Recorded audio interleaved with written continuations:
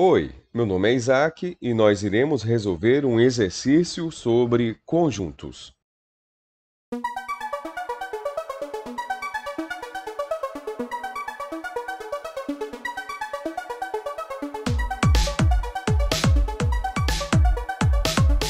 Considere os seguintes conjuntos. Eu tenho um conjunto M, um conjunto N e um conjunto P. No conjunto M, eu tenho elementos x, tal que esse x ele é um múltiplo de 4. E esse x ele tem que estar entre 0 e 12. De que maneira? O x tem que ser maior que 0 e o x tem que ser menor que 12. Detalhe, o x pode ser maior ou igual a 0 e o x pode ser menor ou igual a 12. Vamos dar uma olhada. Quem são os múltiplos de 4? Quando eu falo de múltiplo de 4, eu estou falando da tabuada de 4. Então, você começa 4 vezes 0, que é igual a 0. 4 vezes 1, que é igual a 4. 4 vezes 2, que é igual a 8. 4 vezes 3, que é igual a 12. 4 vezes 4, que é igual a 16. Tio,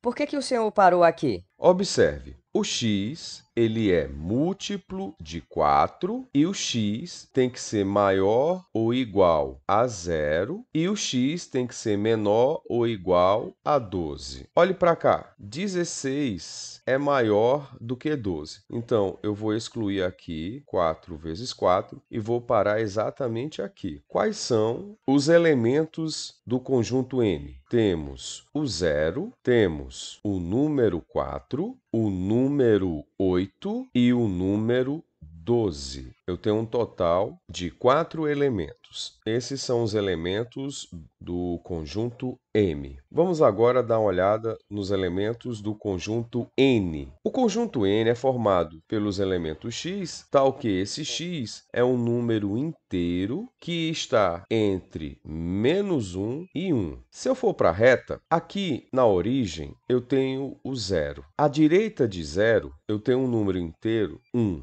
À esquerda de 0, eu tenho um número inteiro -1. No caso do x, ele é um número que está entre -1 e 1. Quem é o x? O x aqui, nesse caso, vai ser o 0. Então, o conjunto N ele é formado por um único elemento, que é o 0. Nesse caso, o conjunto N é o chamado conjunto unitário, porque tem um único elemento e é exatamente o 0. Agora vamos encontrar os x que pertencem ao conjunto P. No caso aqui, o x é um número par e esse x é um número par que está entre 2 e 12.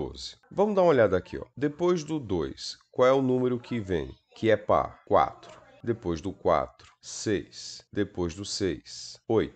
Depois do 8, 10. E depois do 10, 12. Eu comecei no 2 e parei no 12, porque o x é um valor que existe entre 2 e 12. Quem são os valores que estão entre 2 e 12? O 4, o 6, o 8 e o 10. Ou seja, o conjunto P é formado por 4 elementos: 4, 6, 8 e 10. Agora vamos determinar a união entre os elementos do conjunto M e os elementos do conjunto N. O conjunto M ele é formado pelos elementos 0, 4, 8 e 12. Por quê? Porque x é um múltiplo de 4 e esse múltiplo de 4 é um valor que fica entre 0 e 12, começando pelo 0 e terminando em 12, porque x é maior ou igual a 0 e x é menor ou igual a 12. Já o n é um conjunto unitário formado por um único elemento, que é o 0, porque x é um número inteiro que está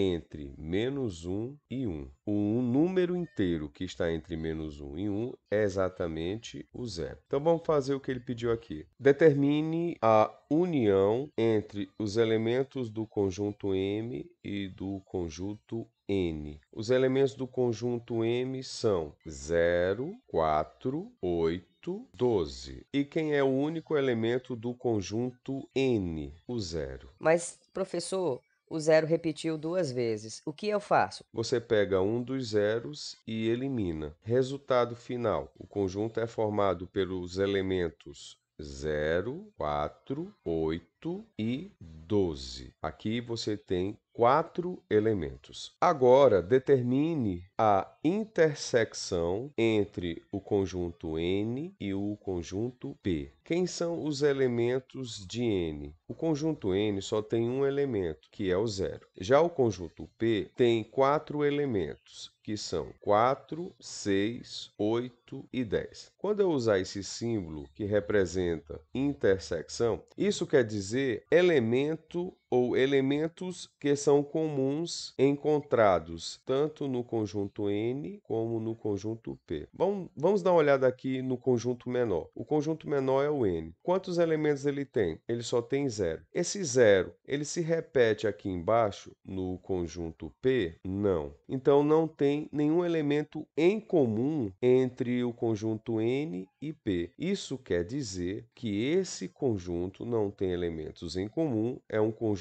vazio, que eu posso escrever dessa maneira ou dessa outra maneira. Não temos aqui nenhum elemento em comum entre os conjuntos N e P. Agora determine a diferença entre o conjunto M e P. Então, o que é que eu vou fazer aqui? Eu vou pegar os elementos de P que eu acho em M e retirá-los de M. Quem são os elementos de P? O 4 é o primeiro elemento. Eu encontro o 4 lá em M? Encontro. Então, eu risco ele. Próximo elemento de P, o 6. Eu encontro o 6 lá em M? Não, eu não encontro. Próximo elemento, o 8. Eu encontro o 8 lá no M? Encontro. O que eu faço? Cancelo ele. Depois, o último elemento de P é quem? É o 10. Eu encontro o 10 lá no conjunto M? Eu não encontro. Resultado final: M menos P vai ter como elementos o 0 e o 12. Dois elementos. Agora, eu tenho dois processos aqui. Eu tenho a intersecção e eu tenho a subtração entre conjuntos. A pergunta é: eu começo fazendo a intersecção ou eu começo fazendo a subtração? Ou tanto faz? Observe que aqui a subtração está dentro de parênteses. Então, o meu objetivo aqui é eliminar esses parênteses. Para eliminar os parênteses, é necessário fazer a chamada subtração. No caso aqui, eu vou tirar os elementos encontrados em P, que também podem estar em M. Quem são os elementos encontrados em P? O 4 é o primeiro elemento. O 4, ele é encontrado no conjunto M? É sim, tio. Então, risca ele. Próximo elemento de P é o 6. O 6 é encontrado no conjunto M? Não. Próximo elemento de P, o 8. O 8 é encontrado no conjunto M? É. Então, cancela aqui o 8. Próximo elemento de P, o 10. O 10 é encontrado aqui no conjunto M? Não, não é encontrado no conjunto M. Então, quando eu pegar M menos P, eu vou ter como resultado 0 e 12. Agora, eu vou fazer o quê? A intersecção com o conjunto N. Quem são os elementos de N? Eu só tenho um elemento, que é o 0. Se eu pegar esse conjunto aqui, ó, 0 e 12, e fizer a intersecção de N, tem como único elemento o 0. Qual é o elemento comum entre esses dois conjuntos? Exatamente o 0. Então, a intersecção aqui tem como resultado um conjunto unitário formado por um único elemento, que é o 0, que é o elemento comum entre os dois conjuntos. Terminando essa questão, a letra E diz que eu tenho que fazer a intersecção M com N e a intersecção com P. Vamos dar uma olhada em elementos comuns entre M, N e P ao mesmo tempo. Eu tenho 0 no conjunto M. Eu tenho 0 no conjunto N. Só que eu não tenho zero no conjunto P. Ou seja, eu não tenho nenhum elemento em comum entre os conjuntos M, N e P. Por que eu não tenho nenhum elemento em comum? Quando eu olho para N, N é o menor conjunto dentre os três. Ele só tem um elemento, que é exatamente o zero. Para ver a intersecção entre M, N e P, você observa o menor conjunto. O menor conjunto só tem zero. Aparece o zero no conjunto M, mas não aparece o zero no conjunto P. E aqui ele está pedindo o quê? O que é comum entre os três conjuntos ao mesmo tempo. Não existe elementos comuns entre os três conjuntos ao mesmo tempo. Isso quer dizer que aqui teremos um conjunto vazio, que pode ser representado dessa maneira ou dessa outra maneira. Tchau, turma, e até a próxima aula. Não se esqueça de deixar o seu like se inscrever no canal e ativar o sininho das notificações. Até a próxima! Tchau.